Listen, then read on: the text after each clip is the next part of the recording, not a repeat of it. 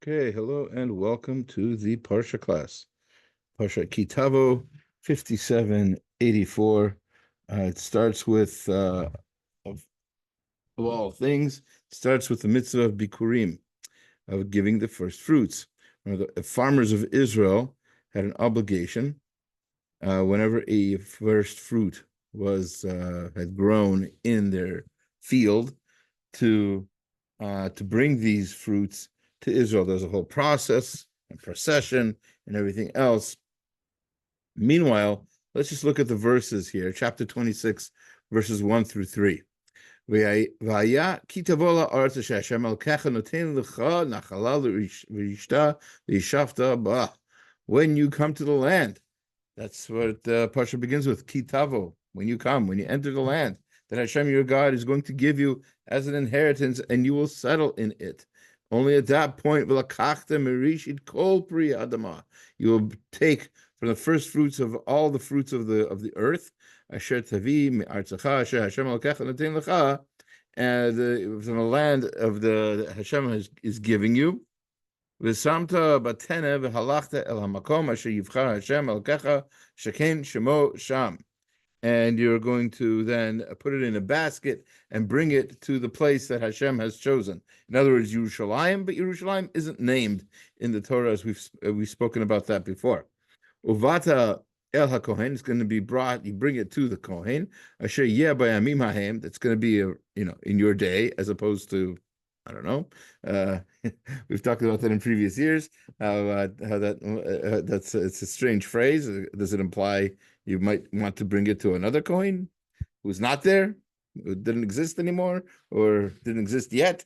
Anyway, the Kohanim who will live in your day, you're going to say to them, "Higadati hayom laHashem Elokecha ki vati el haaretz asher nishba Hashem l'avotenu latet lanu." You're saying to them that you promise, you say today that Hashem your God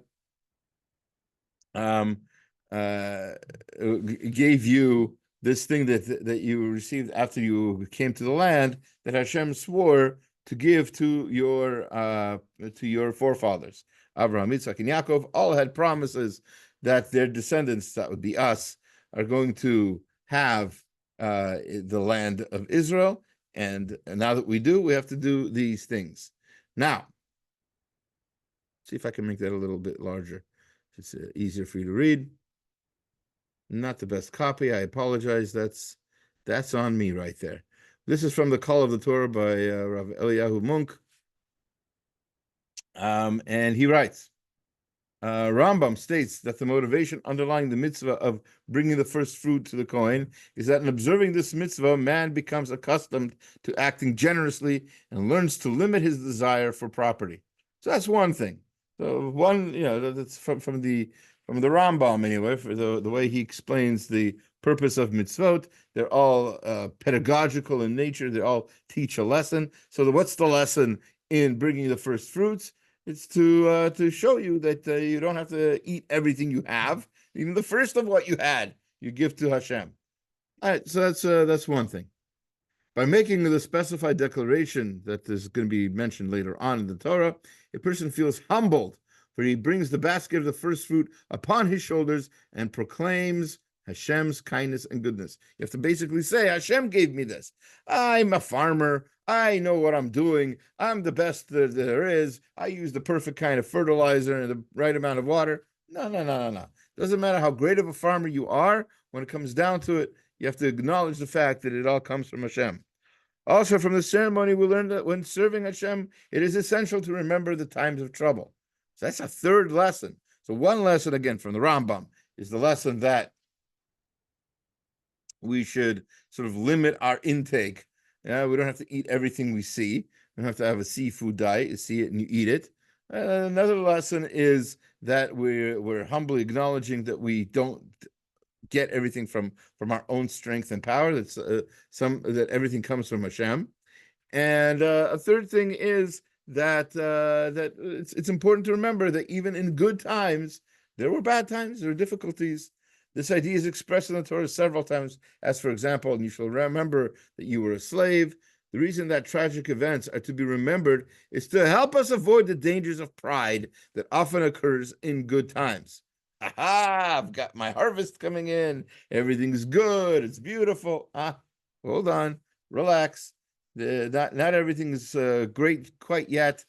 Not all the time, and there might be difficult times ahead, and other people might have difficult times. This idea of sort of intentionally really marring happy events is, for example, one of the reasons given for why we break a glass at a Jewish wedding. Right? So even our happiest of times, we have to remember that there were difficult times, that there are indeed now difficult times. The pride is expressed by the phrase "Kochi v'otzim yadi asah li et hachayil hazeh." My strength and the might of my hand made me all this wealth. This idea that which a man is tempted to say when things go well with him. Because this declaration was intended to subdue man's worship of personal might, it was not required until after the land was conquered and cultivated, which is why the verse says, after it was settled. It was or after it will be settled, right? So it was only then that the dangers of self-reliance became especially significant.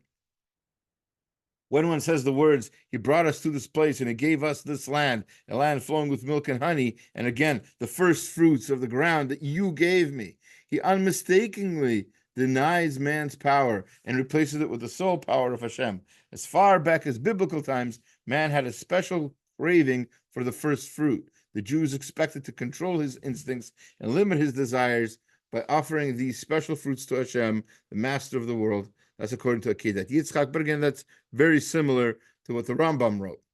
In fact, there's no other passage in the Torah that better describes the character of the Jewish farmer in his land than these few verses. They are pronounced by the moment of his intense joy, a satisfaction that only the man who works in the field can experience. In contrast, the ordinary farmer would be filled with pride and selfishness at such a moment. He would remember his long and difficult struggle in producing these fruits, and he would feel that he legitimately owns them. The Jewish farmer, however, will bow his head to Hashem and humbly say to him that our ancestors were slaves in Egypt, and he liberated them. We were then without land and happiness, but Hashem, in his mercy, gave that to us too. Every year, this farmer enters the temple with confidence, knowing that he has not failed in exercising his religious duties and is thus ready to face a bright and clear future. That's from Rav Hirsch. Now he's going to quote from the Tzor Hamor. There's an interesting connection between the end of the previous chapter, which dealt with Amalek, and the beginning of this chapter, which, by the way, many commentaries point out, which discusses the first fruits. When Bilam prophesied, he referred to Amalek as Reshit Goyim, the very first of among the nations. This title befitted them as they were the first to attack the Jews.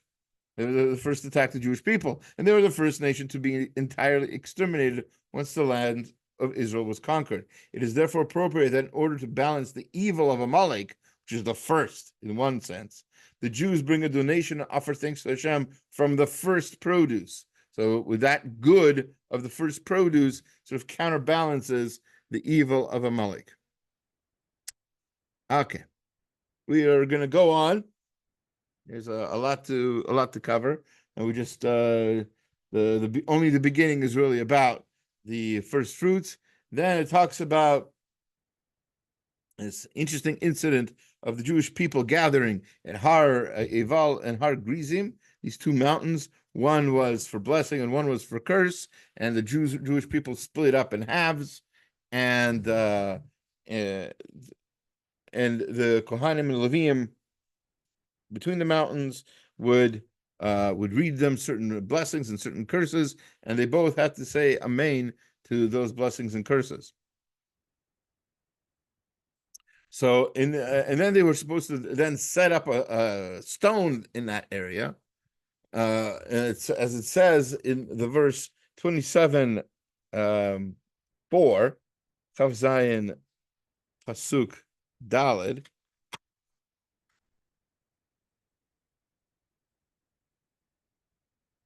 Is that the one I'm looking at?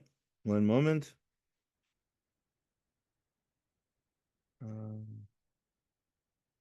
Yeah.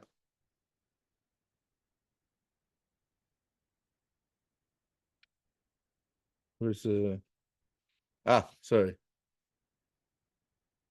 Should be tet. All right, I'll just read you the verse. Um, it's I have here the wrong verse. So anyways, so it says V'yidaber Moshe v'Kohanim halavim el kol Yisrael lemor. So Moshe and the Kohanim and the Levim, they spoke, like I said, to the Jewish people, and they said, Haskeh Shema Yisrael hayom hazeh nitel la'am la'Hashem Elokecha. Listen very carefully, Israel. This is the day that you're becoming a people to the people, to Hashem.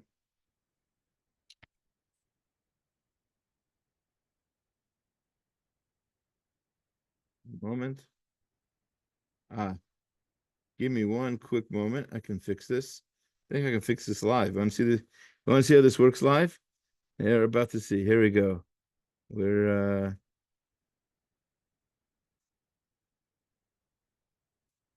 oh boy, that's supposed to work differently. That's not it. Okay, hold on. I got this. I got this.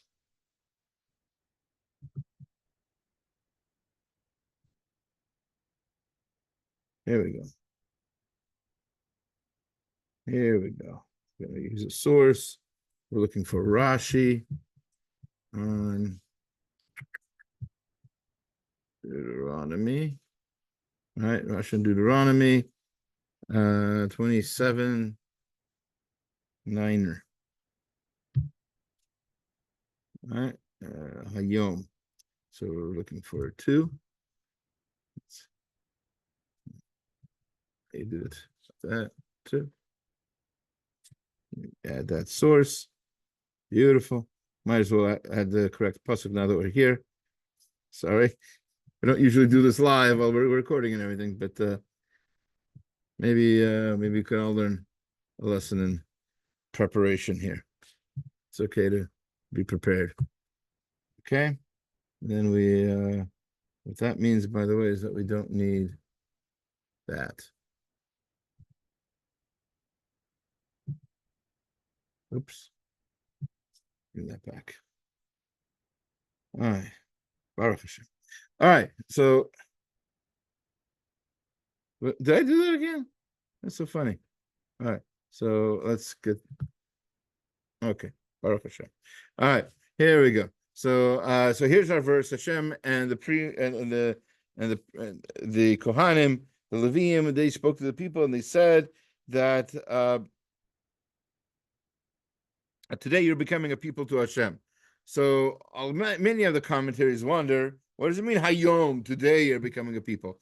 They were already a people for 40 years. They're people of Hashem, since they got the Torah. So what's new now? And especially a little more of a question, only today, or if you're going to read it that way, today you're a people and tomorrow you're what? Not a people anymore? Nowadays in 5784, almost 5785, we're not a people anymore, chas v'shalom? No. So says Rashi on the spot, Hayom hazeh, b'chol yom yu be'einecha ki'ilu hayom bata imo babrit. You should feel, and of course it's from the Gemara in Brachot, that you should always feel, every day should be Hayom. Every day you should feel that same kind of excitement, that this is the day I'm waking up in the morning, Baruch Hashem, thank God I'm a Jew, and I have the Torah, and I have mitzvot to do. It's a beautiful thing. That's the that excitement that for fulfilling mitzvot. That should always be that should always be the feeling that you have. So that's what it means Hayom today. But the Znaim Le Torah, Zalman Sorotskin has a different interpretation, also worthy of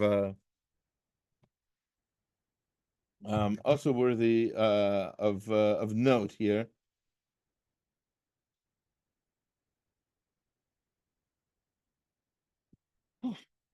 Okay, sorry. Hayom hazeh. Oh, this is very hard to read. I apologize. My printing of this, the printing I have of the Zlan Torah is a little bit older. It's hard to read, but we'll try. We'll do our best.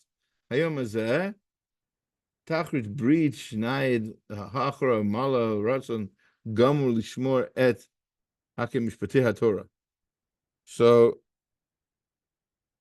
to this day, they're making another brit. They're making another covenant.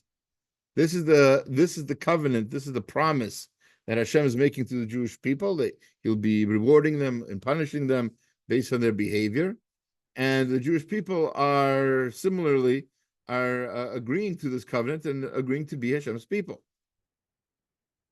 So that's one thing. And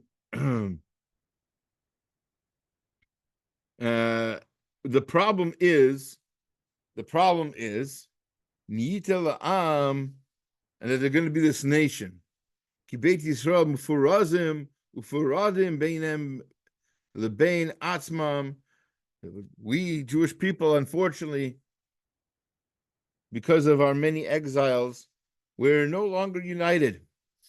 Not physically, we're not in the same, no matter how many Jewish people you might see in a big Jewish neighborhood, they were still not all united, right? Even the people who live there aren't all in the same group. They're all in different shvatim, they're in different tribes, Hasidim, Litvaks, Sephardim, Tzionim, Lan Tzionim, everything. There's all kinds of distinctions we make. Not necessarily negative thing, by the way. There should be distinctions. But knowing that we are shonot, that we are different, zeh mizeh, from each other, there was ukemo hagdish Yaakov Avinu birchatov. So this is what even Yaakov mentioned in his brachot. Reuven is one kind of animal. Yehuda is another kind of animal. Yisachar, we've got a lion. We've got a donkey. We're all different people. Dan is a nachash, right? So Binyamin's a zev. So a lion. They've got different kinds of animals. So how are we going to figure this out? How are we going to be united? So, by the way, he quotes here that he mentions this also in his other sefer that he wrote, a major work called V'Hadeh V'Hadibur, in the end, we have to realize that all of our differences, they can and they should sort of expand the kavod hashemayim, how much respect we have for the that other people have for not just Judaism but for Hashem mainly. We're not doing this for Jews. We're doing this for Hashem. We live for Hashem. And 1 second. Yeah. So there's hold on.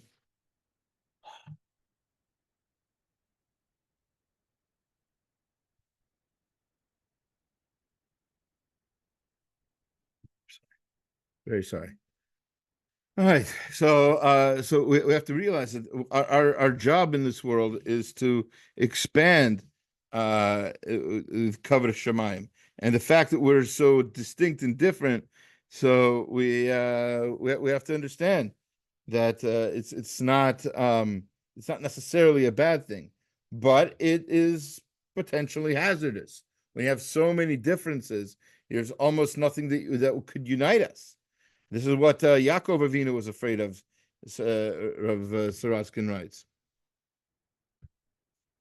and that's why he said. That's when he said, "Shema Yisrael." They said to him, "Listen, Yisrael, our father Avinu, Shema Yisrael Avinu, Hashem Elokeinu Hashem Echad, b'Shem she'ein b'libech el Hashem Echad." So because we only have one God, kach ein bilvavo el Hashem Echad.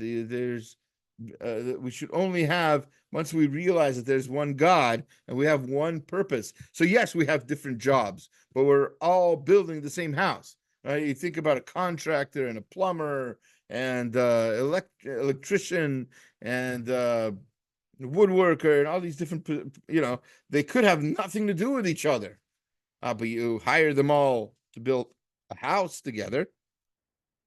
They're going to have to communicate. They're going to have to get along, right? The electrician says, "I want my wire to go through there." Plumber says, "No, I want my pipes to go through there." No, there has to be some discussion. There has to be compromise. They have to get along. So the same thing. This weird analogy I'm making up, but the same thing is true for all of us Jews. We all have one purpose. We have one job. We're actually literally building a house, also Beit Hamikdash, a Shlishi, and to get that done, we need to work together, biyachad, and that's what it means. So that's what this whole disunity that can become a unity can only happen if there's one plan, right? They're all on board to do one thing.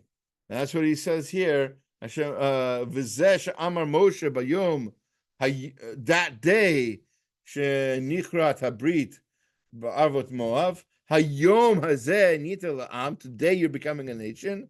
What does it mean? Zehu she'amar so he says, Omahu adavar ma'achad etchem la'Hashem elokecha. Look at the rest of that verse. So today you're going to be a nation to Hashem your God. Once you realize there's a Hashem your God, once you act upon that and know that that is your mission in life, at that point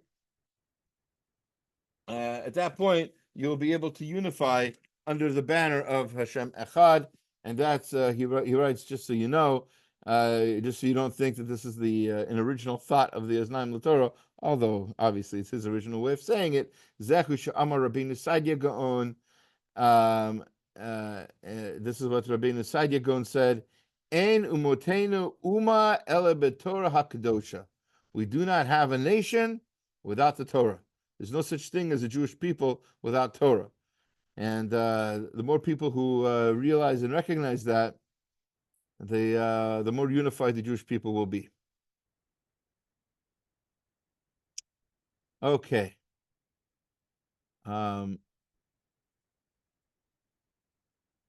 Okay. What we're gonna go with that?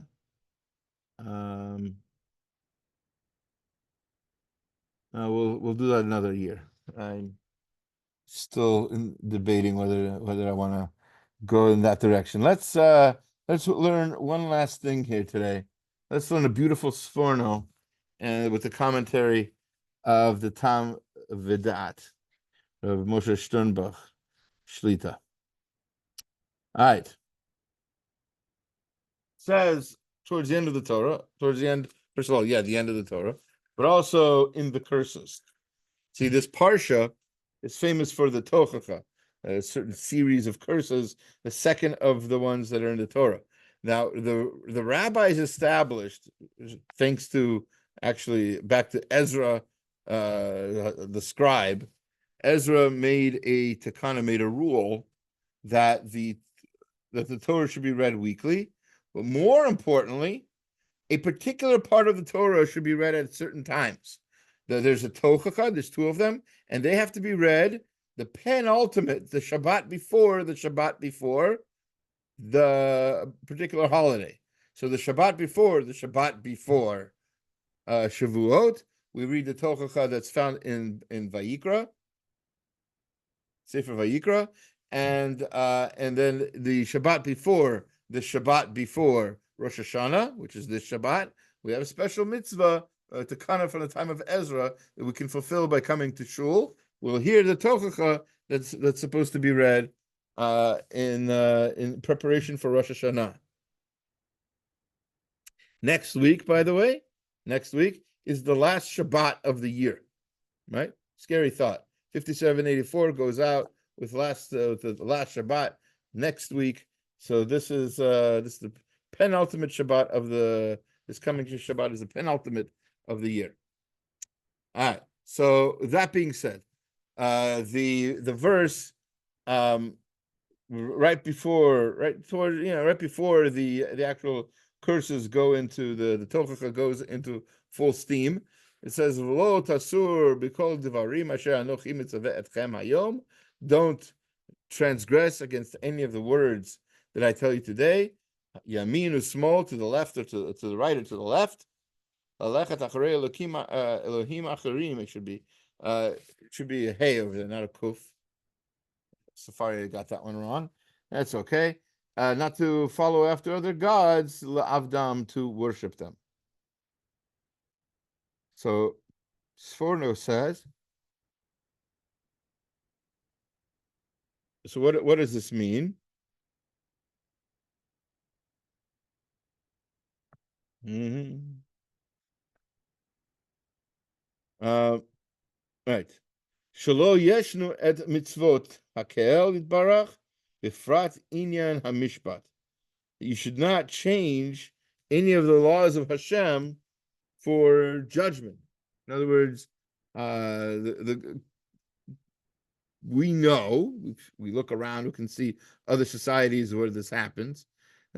Justice is based on morals, and morals maybe shouldn't, but they do change.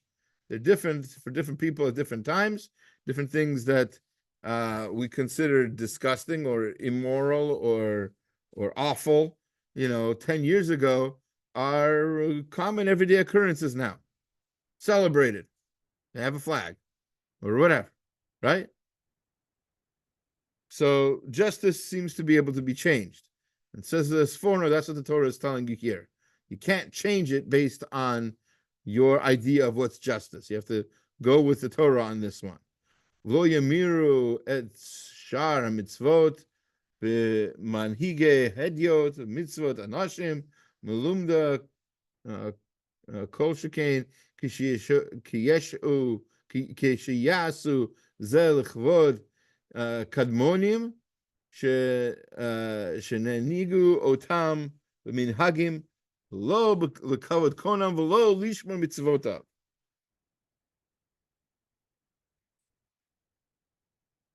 We're not going to switch our mitzvot for other people's mitzvot. Our customs aren't going to just go away just because other people are doing mitzvot anashim mulumada is a verse from Yeshayahu 29:13, right? Doing mitzvot or doing things just because, like robots, right? Automatons. This is true especially when people do mitzvot in honor of somebody who made a custom, and some Benjamin Franklin said you should do this. Who's Benjamin Franklin? Just a guy who had a nice time in France. What are you comparing? We've got the Torah from H-Shem, and he says to do things a certain way.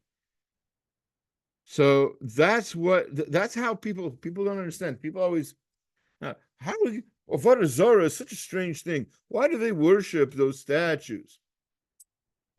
It's strange when you think of it like that. But Avodah Zarah isn't just that. Avodah Zarah is when you worship a person. You think this person's this great politician, is the king of the Jews or whatever. Who is he? Who are these people? Right? You're going to do what he said because he said it? You're going to switch the Torah for this guy? No, we're not robots on the one hand, and on the other hand, we don't just follow whatever cult of personality shows up. So he gives some examples of times in history when this happened with the Hashmonim and the Aristobulus, etc. But that's what he goes on to say here. Sorry. Okay. Yeah. So that's a sforno. So writes Rav Sternbach. Let's just get to what he has to say here. Here we are. Tam Vedat. So he says, don't ignore any of my Torah, left or right, right? Sforno perish lo yamiru et shar mitzvot, etc., etc. We read the Sforno. So he says, Hakavana b'zeh. We're on the third line, like third to last word there. Hakavana b'zeh ki pamim shemitoch chesron yidiat haTorah yitchalfu etzel hamon ha'am mitzvot Hashem v'manhige hedyotot. It happens when people don't know the Torah or don't respect the Torah, that people just like follow blindly, like zombies, after some other ideas. וגם המנהגים אשר בקדושה, בקדוש יסודות, look, יקיימו אותם לכבוד הבורא, and even the mitzvot that are to sanctify God's name, even those they might do them, but they won't do them for the honor of Hashem. Yitbarach Shemo, b'yotam gederim v'chamorot v'ikar mitzvot haTorah. Ela midamim shezehu ikar hamitzvah. The whole point of the mitzvah is to do it for Hashem. If you're this, I don't want to get into controversial waters here. Maybe I do. But here's another unpopular opinion of mine. People shouldn't do mitzvot for wrong reasons. It's not just my opinion. You see it here. We do mitzvot for Hashem. Right?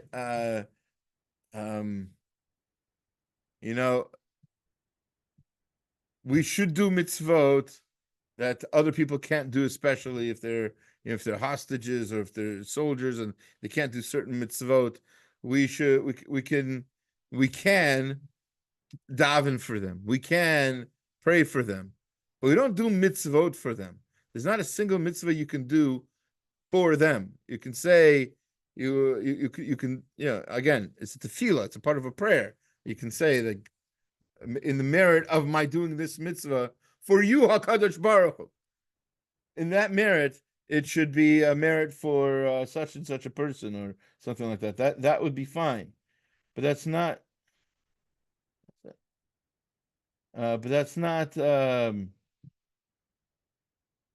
That's not why we do the mitzvah. We do the mitzvah because Hashem told us, and if we don't know the reason for the mitzvah, we don't necessarily have to. The reason is just because Hashem told us. That's the mitzvah. That's the kavana, and kavana is important.